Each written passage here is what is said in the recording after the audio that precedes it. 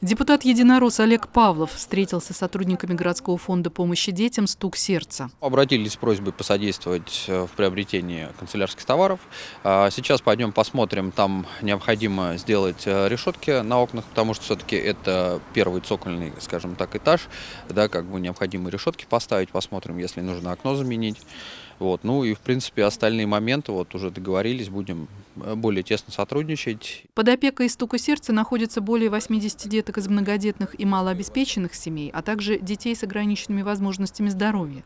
К 1 сентября ребятам сделаем подарок – праздничный стол и набор канцелярских принадлежностей.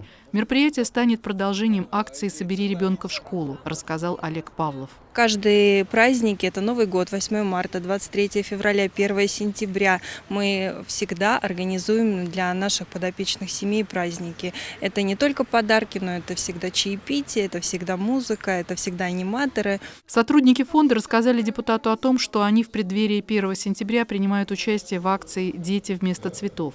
Накануне во Дворце культуры «Энергетик» проходила благотворительная ярмарка, организованная фондом «Стук сердца» при поддержке администрации городского округа Дзержинский. Цель ярмарки – сбор средств для подопечного фонда Кости Малухи, который нуждается в приобретении электроподъемника, необходимого для ухода за ребенком особой заботы. Стоимость этого оборудования около 180 тысяч. Сотрудники фонда попросили Олега Павлова оказать поддержку. Депутат пообещал принять участие в акции. Пользуясь таким случаем, хотелось бы, конечно, призвать наши школы, детские сады к 1 сентября поучаствовать в акции «Дети вместо цветов». Многие уже знают, что это за акция, но кто не знает, я скажу, когда учителю покупается один букет, остальные денежные средства, на которые родители рассчитывали купить букет, передаются фонду. Но на эти деньги каждый год мы покупаем уже конкретному ребенку что-то необходимое.